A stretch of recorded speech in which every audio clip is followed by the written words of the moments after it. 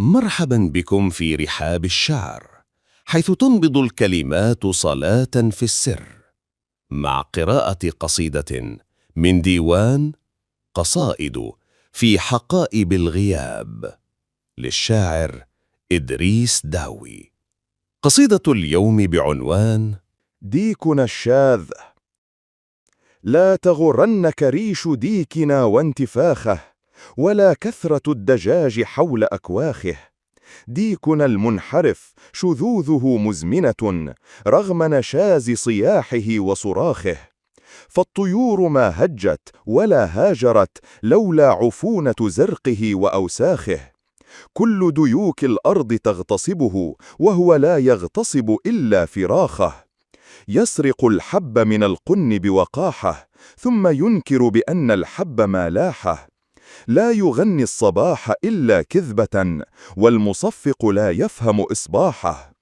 ذيله ينتفش فوق المنصب، صار في قفص الصمت أو راحه. في المآكل أول الآكلين، ثم يلعن الجياع الجاحدين. كل من خالف الرأي اعتبر فتنة في العيون الخائنين. ساحه لا يسع إلا مداحا، يتغنى بظل المفسدين. والطيور التي تغرد حرا، تكسر الريش بين الساكتين.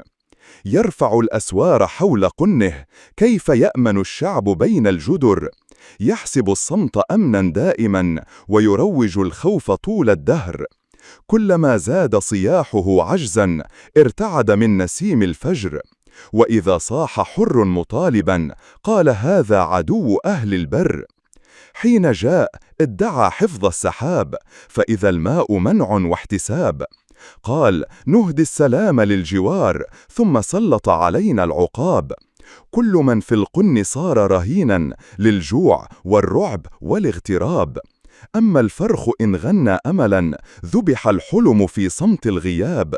ديكنا لا يخشى العدو الذباح، خوفه كله من الإصلاح.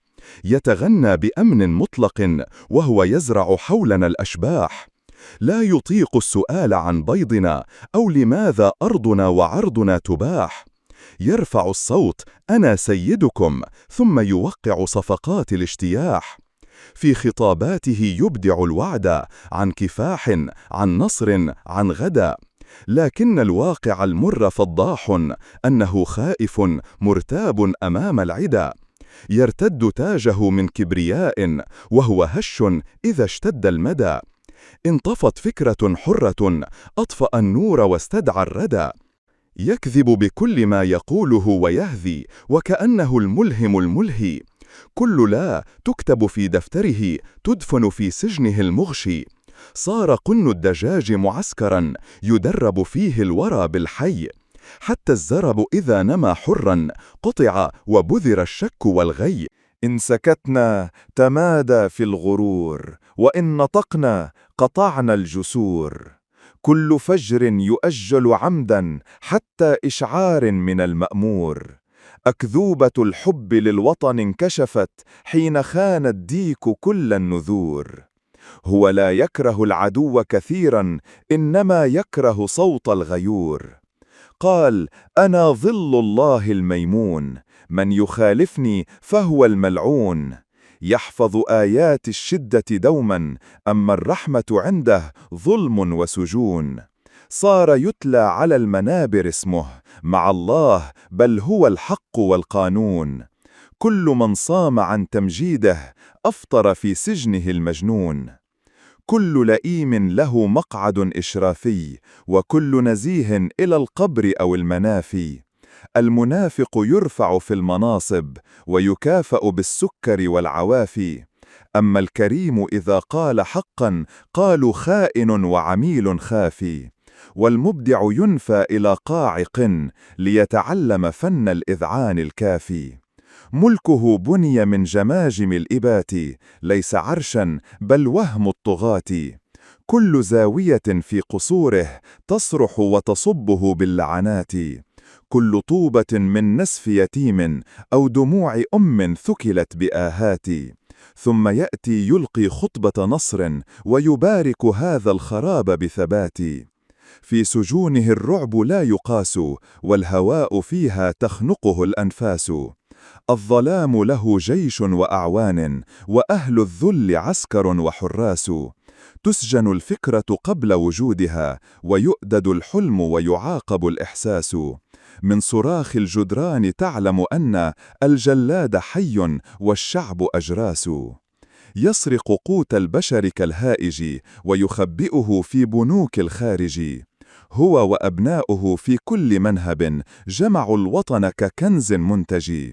كل صفقة تدار بخفة، كأن البلاد مزار للهمج. وإذا جاع طفل قالوا اصبروا، الديك يعد المجد في الفرج. يبني القصور من الفقر الدامج، ويهدي الشتاء لمنزل عار ناجج. يعاقب الضوء إن جاء صدفة، ويحسب الفجر خطأ متخارج. يبيع الوطن كأنه وارثا، ويجير البحر لوعد كاذب مارج. ثم يرفع صوته في النشرات: نحن الوقود وخلفنا نار المخارج. كفاك نفاقا وتطبيلا أيها الأحمق، الشعب يغرق والديك يحترق. إلى متى نرقص في مذبحه ونهين الصبر ونحترق؟ إن لم نفق من جبن العيون سنكون حطبا إذا اشتد الحنق. ومصير مطبلين غدا سيكون خوازيقا فوق الخوزق. أهلا بكم في هذه الجولة المعرفية المعمقة. اليوم سنغوص في نص شعري مثير للاهتمام أرسله لنا أحد المستمعين. أهلا بك وبالمستمعين. القصيدة هي ديكنا الشاذ للشاعر إدريس داوي. بصراحة نص قوي جدا، مليء بالرمزية والصور اللي تستدعي التفكير. بالفعل، هو نص يعتمد بشكل كبير على الرمز. مهمتنا اليوم هي محاولة تفكيك هذه الرموز، فهم الرسائل المحتملة. وطبعا يجب أن نؤكد أننا نعرض محتوى القصيدة كما هو، دون أي تبن للآراء المطروحة فيها. بالضبط، تركيزنا على التحليل الأدبي والرمزي. وشخصية الديك هنا هي المحور الأساسي. لنبدأ إذن. القصيدة تبدأ بتحذير مباشر، تقول: لا تغرنك ريش ديكنا وانتفاخه، انتبهوا للمظاهر. بداية قوية. هذا التناقض بين المظهر الخارجي، الريش المنتفخ اللي ممكن يوحي بالقوة أو الجمال، والحقيقة الداخلية. نعم، لأنها مباشرة تصف نشاز صياحه وصراخه وشذوذه القديم. وحتى الرائحة الكريهة، عفونة زرقه، صورة غير جذابة أبداً. وتقول إن هذه العفونة هي التي تطرد الطيور الأخرى. تماماً. لولا عفونة زرقه وأوساخه ما هجت ولا هجرت فالطيور. هذا يضع الأساس لشخصية رمزية معقدة جداً. كيف يمكن أن نفسر هذا الديك كرمز؟ هو قد يمثل مثلاً سلطة أو قيادة معينة، تبدو من الخارج مهيبة منتفخة، لكنها في جوهرها فاسدة منفرة. والرائحة تطرد الطيور، ربما ترمز لأثر الفساد لينفر الكفاءات أو الأصوات الحرة؟ احتمال وارد جداً. الفساد له أثر مدمر على البيئة المحيطة به، ينفر العناصر الإيجابية. طيب، ننتقل من الوصف إلى الأفعال. القصيدة تذكر شيئاً لافتاً: لا يغتصب إلا فراخه. نعم، وفي المقابل كل ديوك الأرض تغتصبه. مفارقة غريبة. ماذا يمكن أن يعني هذا؟ اغتصاب الفراخ يعني الأضعف والأقرب، ممكن يرمز لاستغلال السلطة لأتباعها أو لشعبها نفسه. هي الجهة التي يفترض أن تحميهم. وكونه هو نفسه يغتصب من ديوك أخرى؟ قد يلمح إلى تبعية هذه السلطة لقوى خارجية، أو ربما هي حلقة مفرغة من العنف والاستغلال، سلطة مستبدة داخلياً لكنها خاضعة خارجياً. فهمت. وهناك أيضاً السرقة، يسرق الحب من القن بوقاحة. ثم ينكر بأن ما ألاحه. هذا سلوك واضح للفساد وغياب أي مساءلة، سرقة وقحة وإنكار أوقح. وحتى صياحه في الصباح اللي المفروض يكون إذاناً ببداية جديدة هو أجوف. لا يغني الإصباح، لا يفهم الإصباح. صحيح، هذا يصور الأداء السلطوي الفارغ من المعنى، مجرد ضجيج، شعارات ربما، لكن بدون فهم حقيقي للمسؤولية أو لجوهر التغيير والإشراق. ثم تتصاعد الصورة لتصف الغطرسة، ذيله ينتفش فوق المنصب، تعبير جميل عن التكبر المرتبط بالسلطة. ويلعن الجياع، يسميهم الجاحدين، ويتهم كل من يخالفه بأنه فتنة في العيون الخائنين. هذه آليات قمع معروفة، تشويه سمعة المعارضين، تخوينهم، بل ويتغنى بظل المفسدين. يعني حماية الفساد والمفسدين. والأقسى هو ما يفعله بالأصوات الصادقة، الطيور التي تغرد صدقاً تكسر ريشا. قمع مباشر وعنيف لأي صوت حر أو نخد بناء. كسر ريش يرمز لتحطيم القدرة على التعبير، على التحليق. ويبدو أنه يبني جداراً من الخوف حوله. كيف يأمن الشعب بين الجدر يرفع الأسوار حول قنه؟ بالضبط، العزلة والخوف. رفع الأسوار هو عزل الشعب أو الرعية، وفي نفس الوقت هو تعبير عن خوف السلطة نفسها. هي تحتمي بالجدران. القصيدة تلمح أن هذا الصمت ليس أمنا. صحيح، تقول: يحسب الصمت أمنا دائما ويروج الخوف طول الدهر. الصمت هنا نتيجة للخوف، ليس اختيارا. وهناك ازدواجية أخرى مثيرة. في تعامله مع الخارج يقول: نهدي السلام للجوار، دبلوماسية ظائرية. بس في الحقيقة سلط علينا العقاب، ربما يعني قوة خارجية أو مشاكل جلبها هو. ممكن. وفي الداخل الوضع مساوي، كل من في القن صار رهينا للجوع والرعب والاضطراب. معاناة شاملة، جوع، خوف، شعور بالغربة حتى في الوطن. والأحلام تذبح في صمت، ذبح الحلم في صمت الغياب، صورة قوية جدا لفقدان الأمل والمستقبل. طيب، ما هو خوف الديك الأكبر حسب القصيدة؟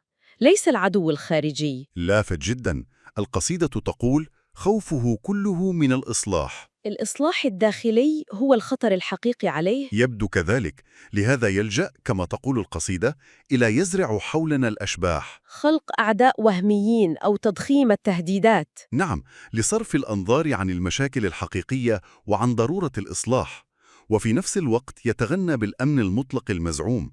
ولا يتحمل أي سؤال عن الأساسيات، لا يطيق السؤال عن بيضنا أو لماذا أرضنا وعرضنا تباح. قمع المساءلة حول الحقوق والموارد هو مؤشر على هشاشة السلطة وعدم شرعيتها.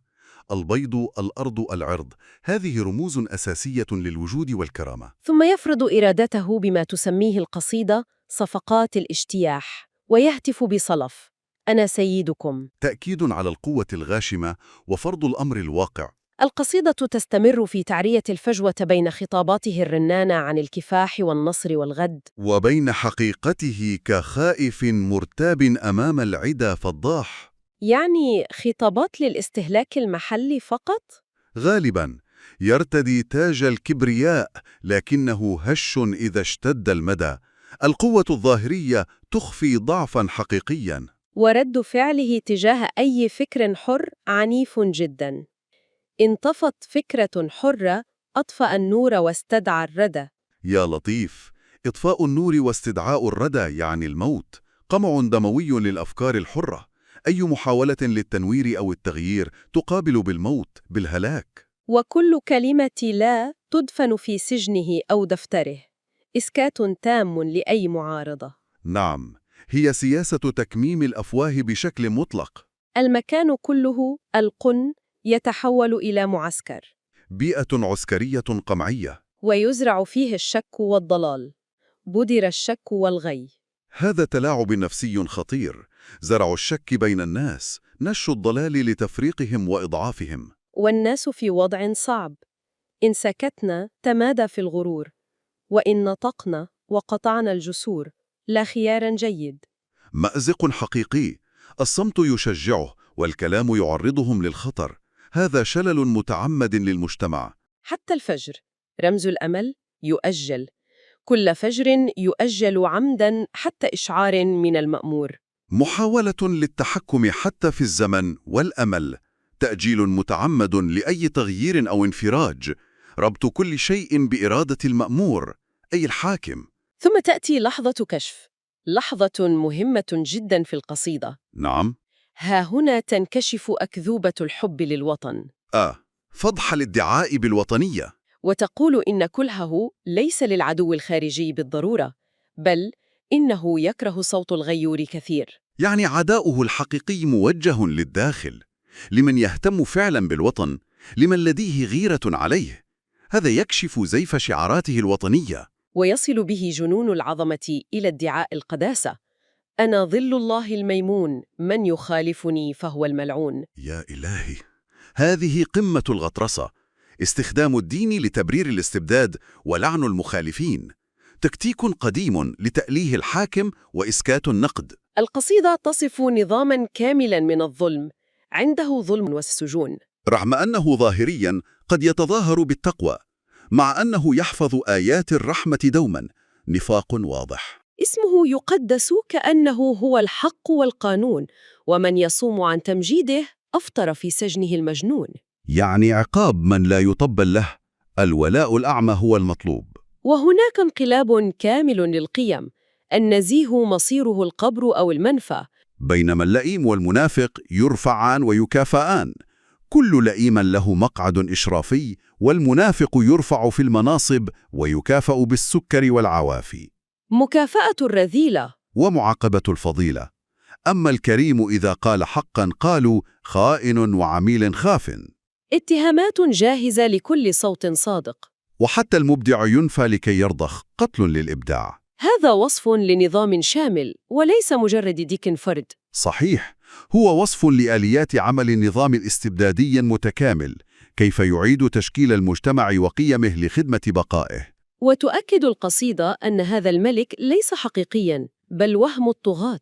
وأنه بني على العنف. نعم، بني من جماجم الأبات، صور قوية جداً. وحتى قصوره رمز العظمة تئن وتلعن. كل زاوية بقصره تئن وتلعن، كل طوبة تشاد بنزف يتيم أو دموع.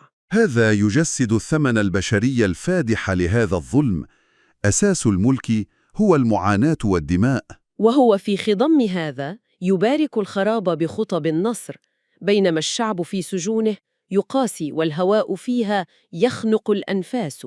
التناقض الصارخ بين الخطاب الرسمي والواقع المرير.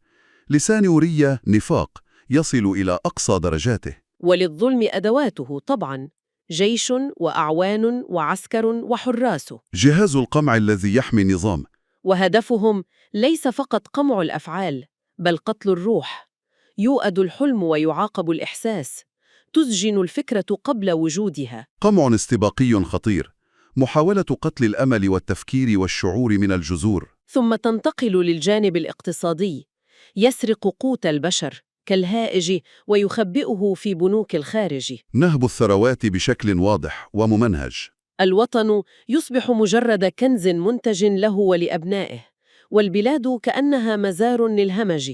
استباحة كاملة لمقدرات الوطن. وعندما يجوع الناس الحل هو اصبروا، مع وعود كاذبة بالمجد. تخدير بالجمل الرنانة، بينما هو يبني القصور من الفقر الدامج. البذخ على حساب فقر الشعب المدقع. يصل به الوهم إلى درجة أنه يلوم حتى الظواهر الطبيعية، يحسب الفجر خطأ متخارج، يعاقب الضوء إن جاء صدفة. جنون عظمة وانفصال تام عن الواقع، محاربة الحقيقة والنور. ويتصرف بالوطن كأنه ملكية خاصة، يبيع الوطن كأنه وارث. استباحة ما بعدها استباحة. ثم يهدد بأن لا بديل له إلا الدمار. نحن الوقود وخلفنا نار المخارج. تكتيك التخويف المعروف، أنا أو الفوضى، لفرض الاستمرار بالقوة. في الختام تتغير النبرة تماماً، تصبح مواجهة مباشرة للديك. الأحمق. نعم، كيف؟ تقول له: كفاك نفاقاً وتطبيلا، وتصف الوضع بالكارثي، شعبك يغرق، ديكك يحترق. تحذير بأن الوضع سيء للجميع حتى له. ثم سؤال مرير يحمل لوماً ربما للصامتين أو المتواطئين: إلى متى نرقص في مذبحه ونهين القبر ونحترق؟ سؤال قوي جداً عن المسؤولية الجماعية، عن كسر حلقة الصمت والخوف. وتحذير من عواقب الغضب الشعبي: سنكون حطباً إذا اشتد الحنق، الجميع سيدفع الثمن. هذا تهديد واضح بأن الانفجار قادم، وقد لا يبقي ولا يذر. ووعيد خاص للمطبلين والمتعاونين. ومصير المطبلين غدا سيكون خوازيق فوق الخوازق. نهاية عنيفة جدا، وتحذير شديد اللهجة لمن يساندون هذا الظلم.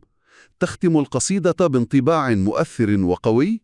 حسناً، بعد هذه الرحلة العميقة في القصيدة، ما هي الخلاصة؟ يعني كيف نلخص ما رأيناه؟ أعتقد أن القصيدة تستخدم رمز الديك الشاذ ببراعة شديدة لتشريح آليات الاستبداد: النفاق، القمع، استغلال السلطة، الفساد، الفجوة بين الظاهر والباطن. كل هذه المواضيع تتجسد في هذه الشخصية الرمزية. بالضبط. وقوة الشعر هنا هي في هذه القدرة على التكثيف والترميز. تتيح تناول قضايا حساسة جدا بطريقة غير مباشرة، لكنها نافذة ومؤثرة للغاية. وهذا يذكرنا بدور الأدب والفن في التعبير عن الواقع حتى لو كان قاسياً، وفي نقده. بالتأكيد، هو مرآة، وأحيانا أداة مساءلة وتحدي، ولو بالرمز كما في هذه القصيدة. طيب، لنترك المستمع مع فكرة أخيرة يتأمل فيها. القصيدة رسمت صورة شديدة القتامة للظلم والاستبداد، وانتهت بتحذير ونذير. السؤال هو: هل تكتفي القصيدة بفضح هذا الواقع المظلم؟ أم أنها ربما بين السطور أو في هذا الغضب النهائي تلمح إلى وجود بذور للتغيير، لإمكانية مقاومة كامنة قد تنفجر؟ أم أن التركيز كله كان على كشف الظلم فقط؟ سؤال مهم فعلا. هل النهاية هي مجرد تحذير ويأس، أم تحمل في طياتها ولو بشكل خافت دعوة أو أملا ما؟ هذا متروك لتأويل القارئ والمستمع.